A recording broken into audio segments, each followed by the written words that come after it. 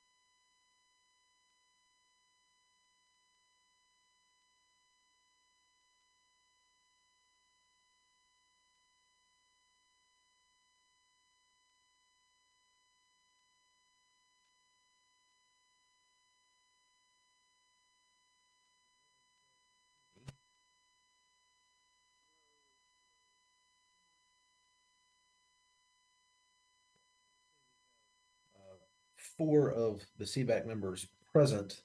And given that we are a few minutes after 9, we will go ahead and get started. So for TV 13, we'll go ahead and get started with the meeting today. And if anyone else joins us, we will move forward at that point with just introducing them into the conversation. So I will say good morning, everyone. We have 4 official members of CBAC here, as well as several members of the fire department and budget staff. We have done introductions multiple times throughout this season with the Citizens Budget Advisory Council. So I will forego those this time and not go all the way around the table again and reintroduce folks. I think you'll see some folks may have their cameras off in the backgrounds. And what we're going to do today and discuss is somewhat of a summary in many ways of what we've looked at and what the chief has presented on several of his branches over the course of the last 4 or 5 months. So I do appreciate the chief being here along with his staff, and really actually do appreciate more all of the information that they have provided to you since January or February when we've gotten started. Do administratively have one thing here that we want to take care of, and that is approval of the minutes, as there are 4 members that constitutes a majority of the seated membership. So we do technically have a quorum. We have the minutes from the March 20th meeting. Are there any edits or amendments to those minutes that anyone wanted? Otherwise, Fred, you could take a motion to approve those minutes. So moved. Second. All right. We have been moved and properly seconded. All in favor, raise your right hand or say aye. We got a left hand from Fred. We're good. So we will call those adopted. I am going to go ahead and share my screen and go through. We've got a little PowerPoint presentation that does a couple of things. And if you've seen the agenda, we'll talk a little bit about the fire station tour that a couple of CBAC members were able to make it to. Janice was nice enough, I think, to take some pictures and with her cell phone to put them on there. Unfortunately, Chief, they don't do justice to the whole tour. They're just a couple of snapshots. It was a very good discussion that was had at Station 7, but we will go through that and then talk about 2 of the things that CBAC had asked for a while back in terms of a history of positions in the fire department looking back, about 10 years, and then also some of the performance data that the chief had. We have some of the performance data from the North Carolina benchmarking project that will similarly show you some of the comparisons. But let me share my screen, and then I will ask someone to verify that you are seeing what I am sharing. Is everyone seeing the presentation? And I'm going to move it forward. Everyone, it moved forward. It says fire station tour. There we go. So last month we did have a tour of fire station number 7 over off of Arbor Road. And as I noted, Janice took some pictures here. This is a fire station that was renovated, and I don't remember, Chief, but it's been several years ago with, I believe 2014 general obligation bond money that the city had. So you've got some pictures here looking at the kitchen, some of the interior spaces, some of the rescue boats that we've got, and Rescue 1 in the bay there. And then just some additional pictures from various angles, and then the training room of sorts that they have down there that we were intending to have a meeting in, but we didn't have enough folks to have an official meeting. So we're going to share some of that information with you today. So for those of you that missed it, I am sorry. There were actually a lot of really good questions that were asked. I believe the chief spent the good portion of an hour talking about a lot of operations, talking specifically about Rescue 1 and the other rescue operations that the city has. And so I do think it was a very good conversation for the folks that were there and able to make it. If anybody has any questions about that, happy to have the chief answer those. Otherwise, I will kind of peruse through and move right along into some of the other information that we've put together. Seeing none, I will advance a little bit. This is a slide that shows basically over the course of a 10-year period, a little bit of the staffing changes, and we took some liberty here in trying to organize these in different ways. The fire department does have a little bit of a different org chart than they did 10 years ago, and so you'll see that we've kind of tried to put them in office admin, executive. The Bear team is obviously brand new, did not exist years ago. The Prevention Bureau, kind of apparatus maintenance, and then the operations or response category. And so the authorized position count for the fire department for the fiscal year 10 years ago, was 343 positions. And with what they currently have and the SAFER grant, they're in the 390 range. And you can see where those are being added. I'm going to take the opportunity here to say, as you are the Citizens Budget Advisory Council, there are things that the chief has talked about that needed to be addressed that we'll talk about here on the final slide with potential recommendations. But there is a specific area on here where the chief mentioned issues related to meeting the state mandated schedule for inspections, where there has been a review and there is the potential to see additional positions in the city manager's proposed budget that will be released in a little less than 2 weeks to help meet some of those needs. So we'll talk generally. The chief showed you a lot of information over the last 3 or 4 months about how other fire departments are organized and staffed. But this is just a snapshot that was requested to look at how we have changed over the course of 10 years at this point. Happy to entertain any questions here. This was really just for informational purposes. We can add context, or the chief can, but just wanted to screenshot this and kind of show where the department was, where they are, as we're talking about where the department will be going in future years with some of the recommendations you might make to city council. One real quick question, Scott. And I don't know if anyone has the answer of this offhand, but I appreciate the note about the breakdown of the levels for a firefighter position, firefighter 2, master firefighter, etc.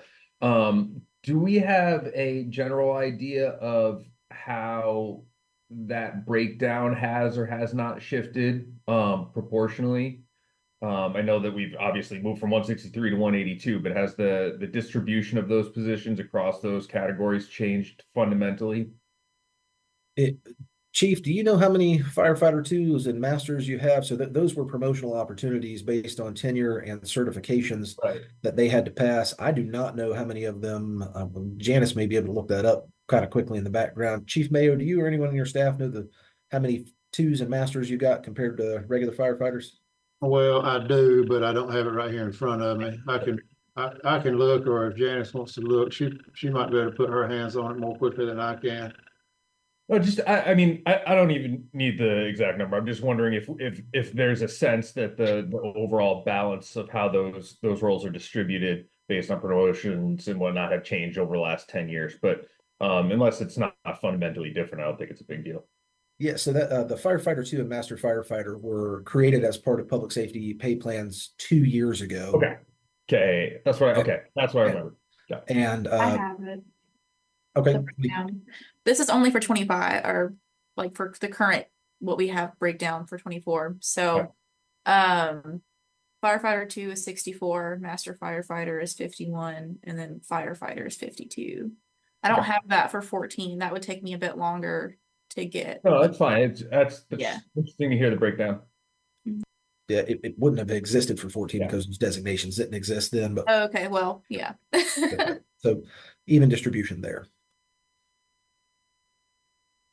Other issues, comments, concerns from the CBAC? Otherwise, we're going to move into some performance data from the benchmarking project, which tells a similar story to what Chief Mo has told you before, but wanted to show it to you in a different way.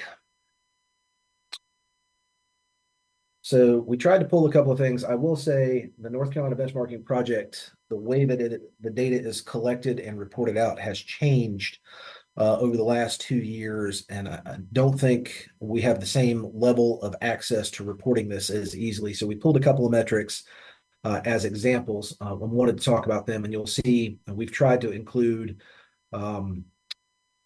participants in the benchmarking project that are somewhat of a peer of ours. The chief did reach out and poll several other organizations as well, but we don't have all of those other cities being participants like Durham and so forth. But just looking at this from a high level, in terms of, and there's a couple of different ways we'll talk about this, firefighter FTEs, and when we say firefighters here, it doesn't mean just the level of firefighters. This means certified folks per population or per capita. Again, when we look at this metric, our population is lower, but our service area is higher. So I'm going to show you another one here in a second where we look at it a little differently in terms of land area. But you do see us, you've got Raleigh kind of a little closer to the bottom. Again, much more dense than we are. You got the city of Winston-Salem, Greensboro above that. And then I'm not really sure what's going on with Asheville being kind of an outlier there. But just to think about it in terms of the number of positions that you have related to population, we are a little lower to the bottom in terms of staffing there. This one, and I've got to get, again, the way that the North Carolina benchmarking project allows us to pull this data via a dashboard is a little different. And so instead, I wanted this one to be firefighters per square mile. Instead, it's the opposite, which is square miles per firefighter, which is kind of weird. So I want you to think about this kind of like an inverse. So when we see Winston-Salem up here at the top, what that means is every firefighter covers a larger amount of land kind of thing. So this is where when Chief Mayo was talking about how our stations are spaced and where our companies are and how many we needed per his standards to provide the level of service that they wanted to provide and to meet some of those standards for NPA 1710. This is showing that we have fewer FTEs per square mile, essentially. And you can see some of the other ones significantly different than us. The issue here is, and I don't want this to get lost in how we look at the chart. When you see a difference of like 0.3 to 0.4, that is a stark difference, and I do want to point that out to the group. Although we sit on this chart together, and you can see, and that appears to not be a large difference. It really, in terms of a percentage difference, is a large difference from where you see Raleigh and Greensboro versus where we are, from 0.25 or 0.3 in that area, or even down here, Greensboro closer to 0.225, up to us in the 0.35 to 0.4 area. I mean, that is on a percentage basis. You're talking 30, 40+% differences in staffing per square mile. So that is a stark difference, and one that Chief Mayo had talked to you about and that we did want to show you. Again, partially related to the level of density we have compared to some of our peers and also their staffing models. Response times, and again, this pops out. It just says response time for 90th percentile. This is first due travel. So Chief Mayo showed you some of our response time compared to our peers. Again, you've got some folks that didn't respond in 1 year. And it looks like Raleigh didn't respond in 2023, but we would presume they're somewhere in the same area. What you see generally, and what Chief Mayo had talked about, you've got Charlotte, who has a lower first in response time than us, Greensboro having the same thing, Raleigh potentially being less than that. I'm not sure what happened here in Asheville. They seem to be on an upward trend. They may have done some kind of large petition annexation or some change there. But again, at a high level, kind of higher to the end of the response protocol. And then Chief had talked to you about dispatch time. Dispatch time wise, there's a lot going on here. I'm not really sure about kind of the reporting problem that happens here for Greensboro.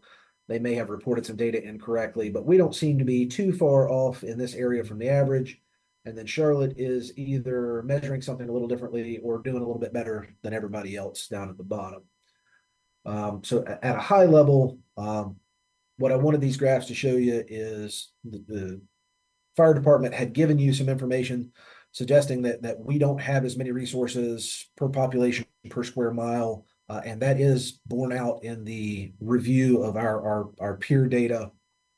And then from a dispatch time perspective, we look like we're roughly in the area, and from a response time perspective, it kind of makes sense. If you have fewer resources distributed over the landmass, you're probably not going to get there as quickly. So just a different way to look at some of the same information that Chief had provided you in narrative or in a table somewhere, just to kind of see it in a chart.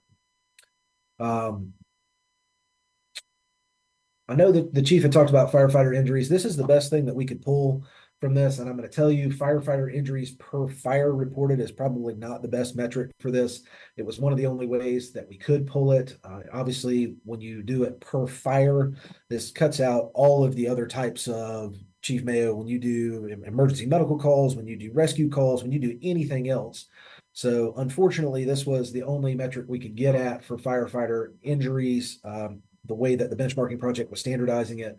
But it did show that at least per fire call, we look like we have fewer injuries being reported. But again, this takes out so many of the other types of responses that fire departments do. So I wouldn't place a whole bunch of emphasis on this, as there are opportunities in all different types of responses for there to be chances for folks to fall into an injury of some kind. But just did want to put that out there, as someone had asked, I believe 2 or 3 months ago, about the number of injuries. So this was about the best that we could do. I think we could probably go back and just do total injuries. If you wanted to see that, we could probably provide that as well. What that gets us to ultimately here, and this is what the crux of the meeting today is to talk about potential observations and recommendations in a report from the CBAC. There have been, again, the chief has provided a lot of information over the course of the last 3 or 4 months, and his staff. And so in thinking about that information, the questions that y'all have asked, and areas from our notes and from the minutes where there seemed to be some kind of leaning towards asking specific questions or looking at the data, we categorize these into 3 areas. 1, staffing; 2, facilities; and 3, kind of an equipment needs. And so this was our first attempt at in a bullet point format, trying to get to what could be a series of observations and or recommendations to get your feedback on these. If we've missed anything, happy to add anything to it, but we would like to spend a little time today talking about each one of these, adding a little meat to the bone, and then getting kind of a yay or nay on whether that's something you would like to see in a report. And then after this meeting, Janice and I would go back, as we did last year, do a draft of the report and then send it out to the CBAC.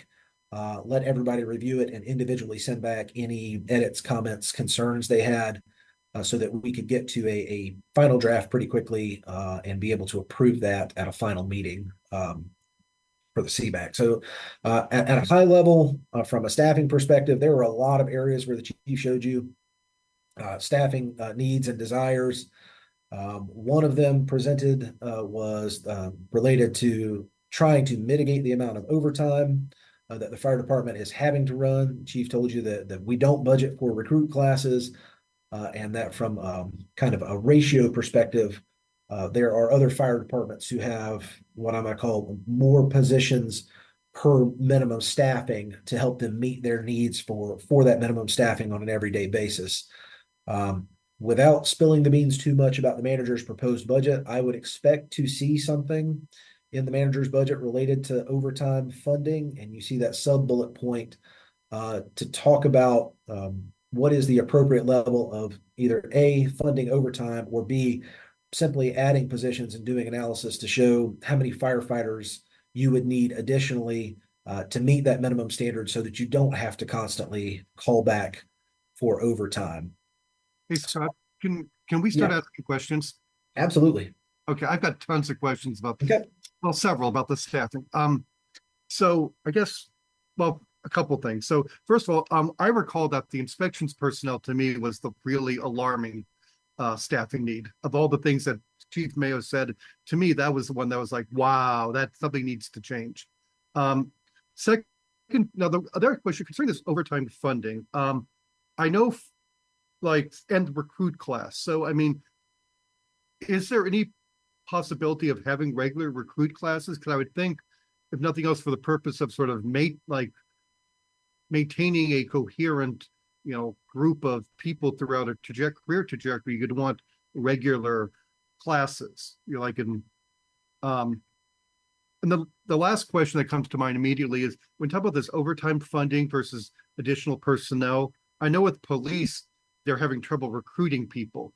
Would it be possible for the fire department to reasonably recruit people, or is overtime funding a necessary thing because they just can't get enough bodies? And would the people they currently have prefer to keep the overtime funding or not? Anyway, those are my things that come to my mind.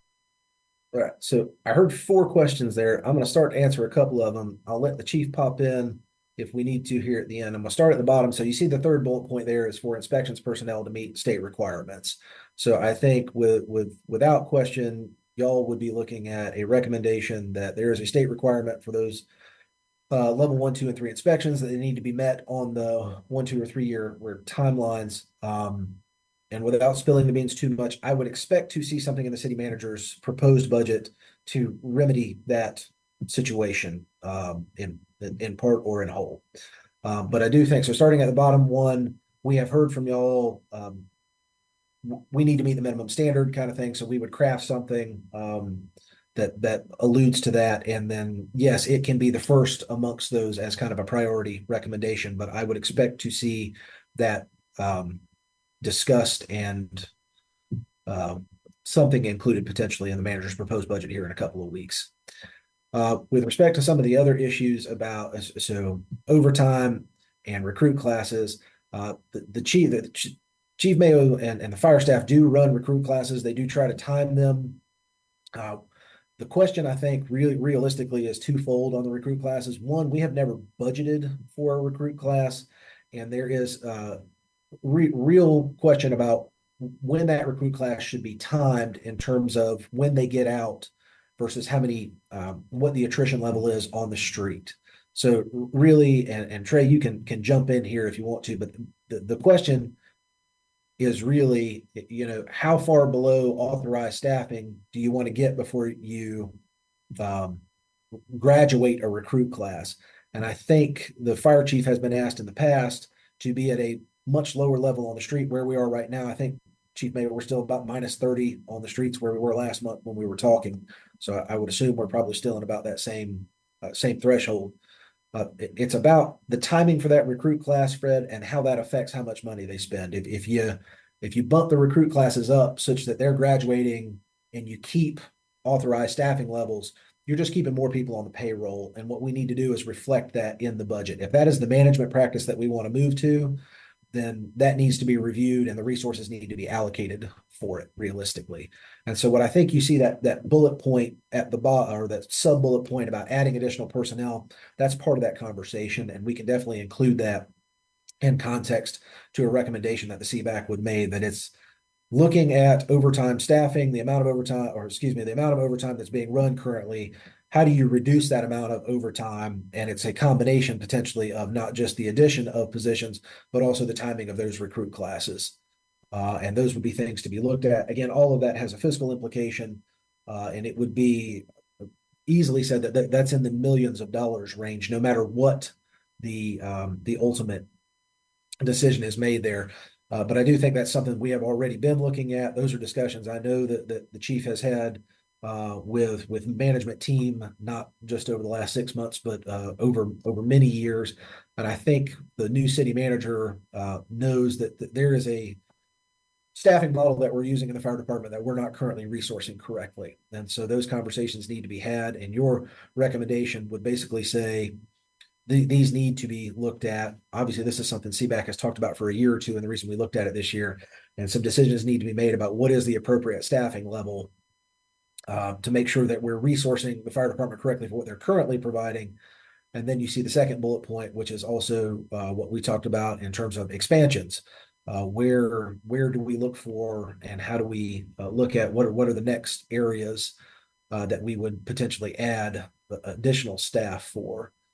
We would draw those from some of the chief's, I think it was his first presentation, looking at additional areas for new fire stations, and then also requests for, if you were to just look at adding an additional firefighters so that there are more on the current stations. There are two different ways to look at that one. So that's kind of bouncing all over the place there. Yeah, Scott, you answered my first two questions in detail. The last two were about, is it reasonable to be able to recruit additional personnel? Because I know some areas you just can't recruit people. And related to that, do the current firefighters want less overtime?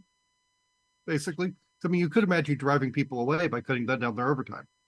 I'm going to let somebody from the fire department talk about that. Generally, I think recruiting is more difficult than it used to be. And then in terms of who wants overtime and who doesn't, there are two components of that. I'll let Trey answer it, and then I'll kind of answer it from a financial perspective after that.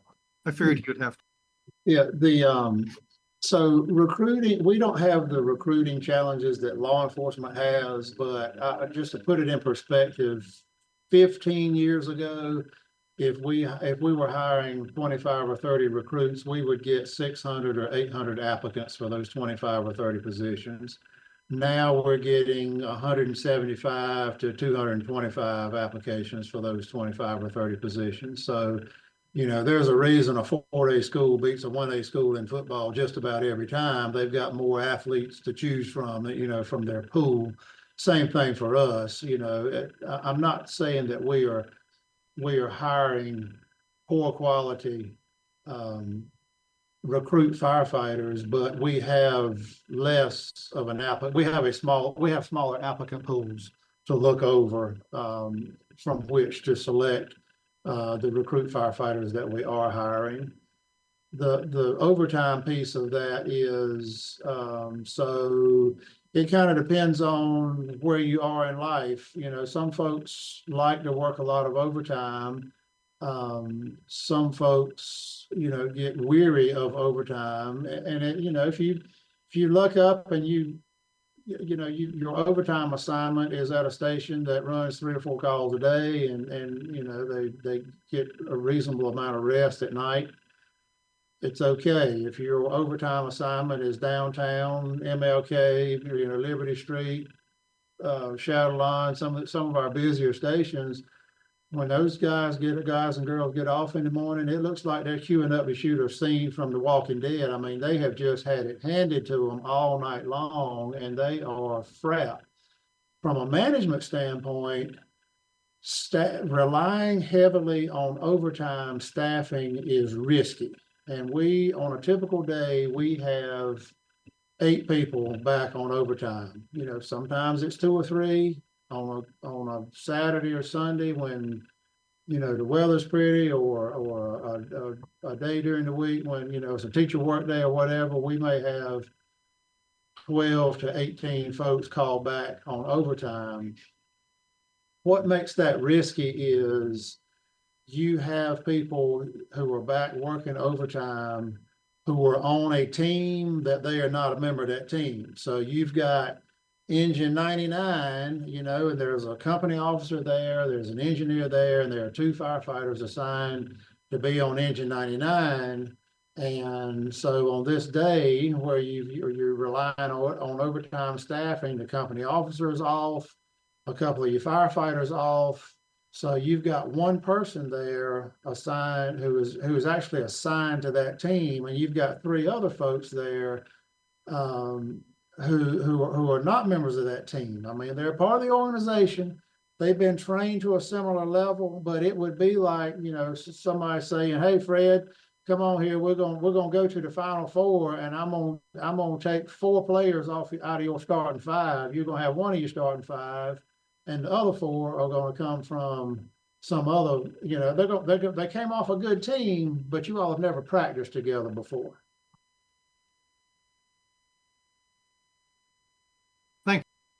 I will add to that. So I think and then Chief, and this is probably would be baked into your recommendation.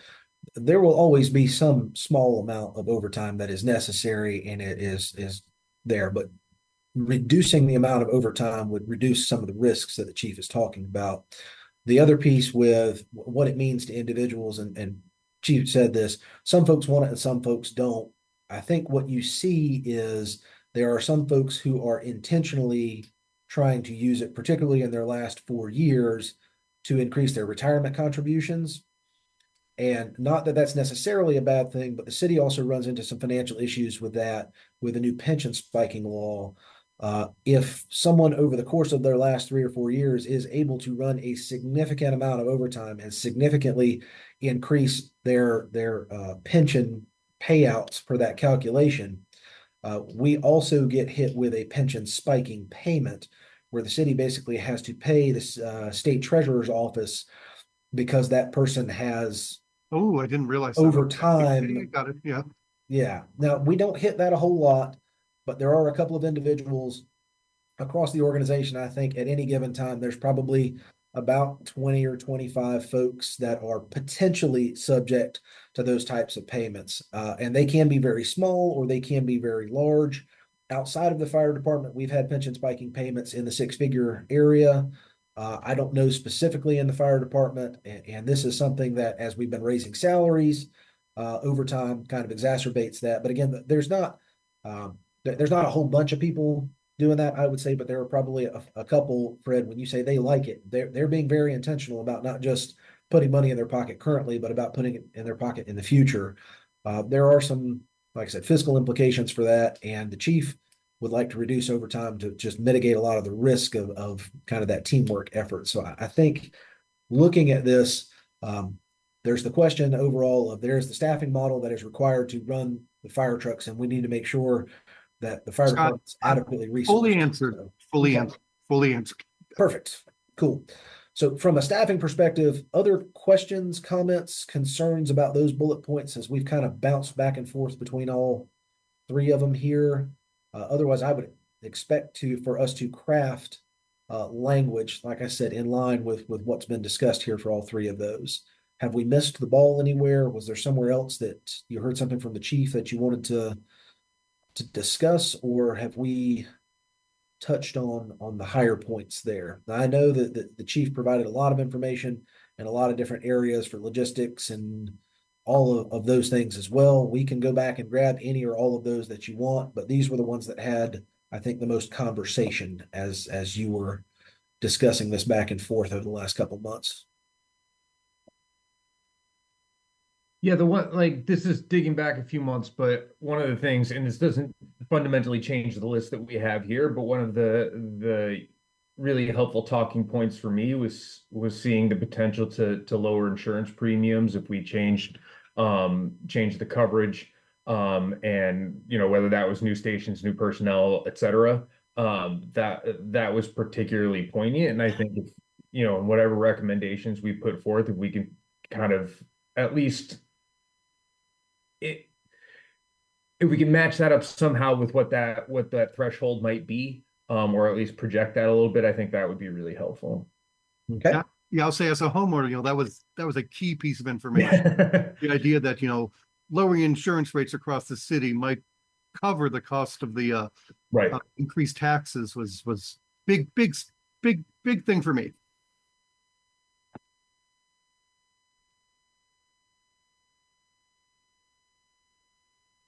And that was tied to the ISO.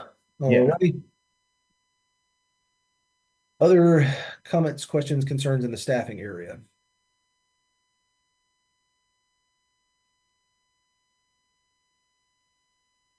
Moving to facilities, I'm going to kind of group these and talk about them as a whole. There were a lot of information provided and a lot of pictures provided as well by the chief and his staff. Facilities fall, the staffing and equipment pieces, the top and the bottom of the slides fall more in kind of the operating budget perspective, and the facilities fall more into the capital improvement planning. I will say that the chief has a lot of these facilities in his requests through our capital improvement program. And there is going to be a different look at our capital improvement planning process under the new manager going forward. Fire maintenance facility replacement and renovation is one that has been out there. We have talked about that for quite a while, and it is high on the priority list of things to be looked at. We will include a recommendation to look at that. The chief talked about fire skills enhancement facility, showed you some pictures of what others looked like, talked about Greensboro's that they have and where it's located. I think that is on the list as well, as it relates to having something specifically for us and not having to drive all the way to King to share.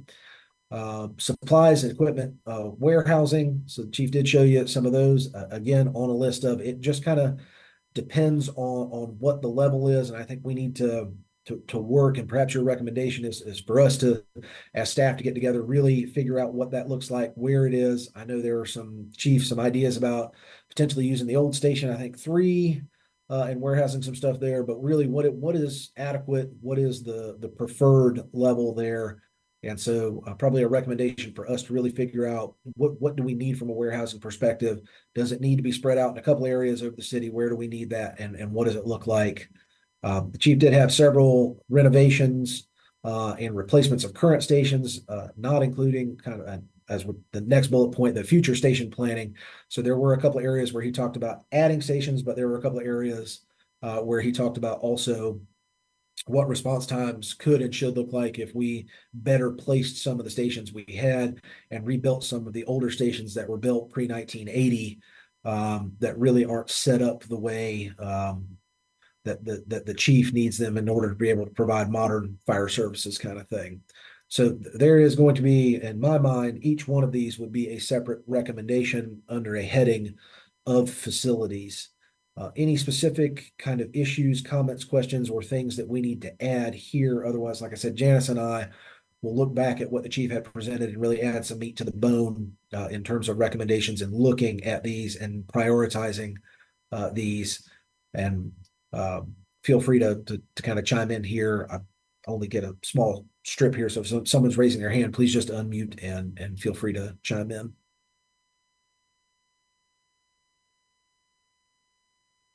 Well, found the maps that he presented as part of this really compelling. So if and when, be helpful to kind of have that as context.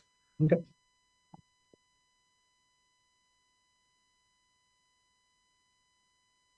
So I will say that when we do these reports, we add generally to the back of it, we add the minutes for each one of those meetings. We can simply, as an exhibit, add all of the attachments for each one of the presentations. Trey, we've got all of your presentations. We can add those as attachments as well and excerpt some of the maps specifically into the recommendations as well, Tony. Love some good GIS.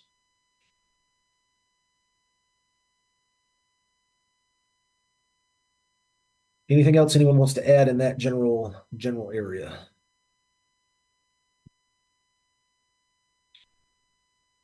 All right. Otherwise, I will drop down here to the equipment. These are the 3 that we had as the highest kind of discussion points from equipment. Timely apparatus replacement, as the chief mentioned, and I will reiterate, we do have older equipment that is continuing to get older. We have deferred replacement of some of those vehicles as a way of balancing budgets in the past, and that has been exacerbated by the fact that it is taking 3 years or more to get those things delivered once we place the orders. So without spilling the beans on the manager's proposed budget, you will most likely see more funding for fire department apparatus replacement coming forward in FY25 as a result of us being further behind.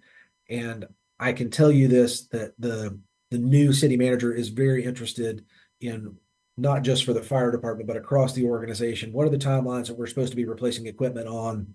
And how do we basically set aside money to ensure that even in some of the bad times, that we're not allowing ourselves to get into a bad situation. So you will probably see not just something from the fire department there, but me add a little more meat to the bone, talking about vehicle equipment funds. So a specific financing strategy, cash financing strategy for different types of apparatus and vehicles across the organization. But looking at making sure that we don't have fire engines that are going to get to where we're in the 16, 17-year range, that we get much closer to that 10 to 12-year replacement that the chief was talking about as a best practice earlier. Chief did hit on, someone have a comment? I'm sorry, I can't see if someone unmuted.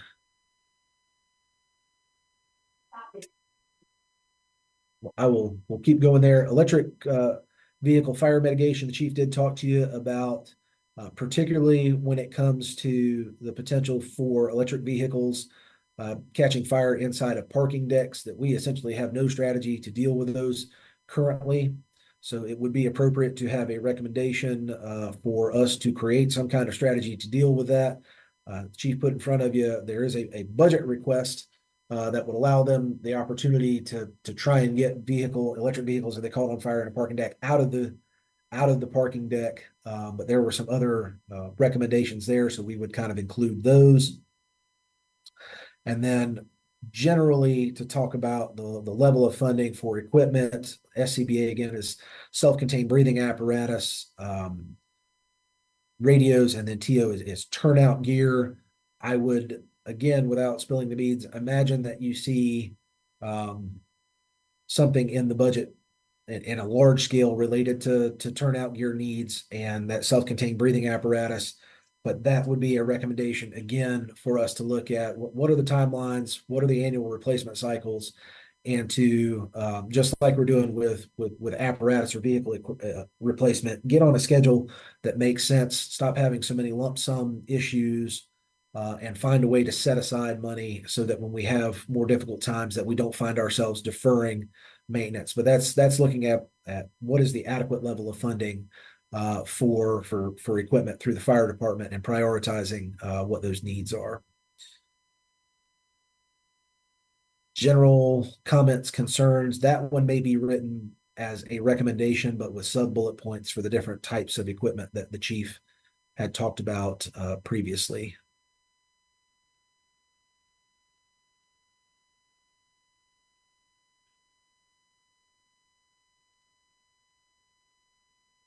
Seeing nothing there, I will presume that we have hit, for the most part, the high level points. Again, what Janice and I intend to do here is you would have at least as many recommendations as there are bullet points here, trying to sort them into these three categories. We will do our best to, like I said, add a little meat to the bone, add context. Tony, add maps where it's appropriate, particularly for station location things. We would intend to get a draft out of this and have each member of CBAC individually respond back to us. The way that this works from a logistics perspective on our end is we would send you the draft and we would blind copy all of the CBAC members so that you are not able to reply all back. And we would ask that you not reply and include any other members. The rationale for that is once you include accidentally 3 people on an email, it actually becomes a public meeting via email. And we try to stay away from that. So that's one of those unusual kind of state law things. So we will blind copy you. And then if you have specific edits or recommendations or things that we've missed wholesale, just respond directly back to Janice and to myself. We will include that and then send it back out to the group with everyone's edits. And that way, in that final meeting, we would basically have a final draft that we know everyone has looked at.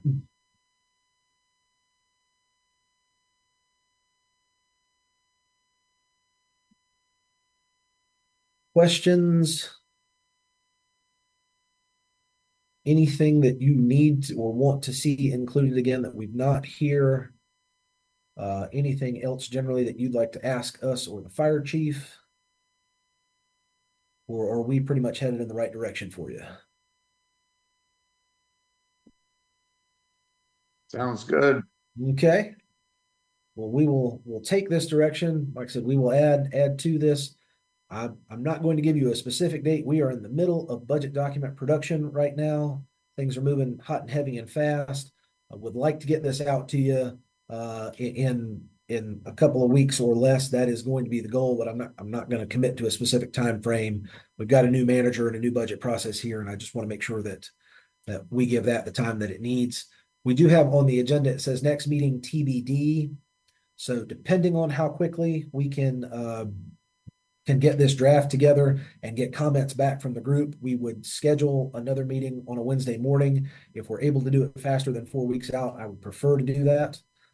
And then ultimately what would come from this, as happened last year, Fred, would be potentially the chair doing a 5-minute kind of review of a report in front of the finance committee, which would take place about a month from now, which is why I'd like to kind of have that meeting before then, if at all possible. So last year was actually in front of the full city council.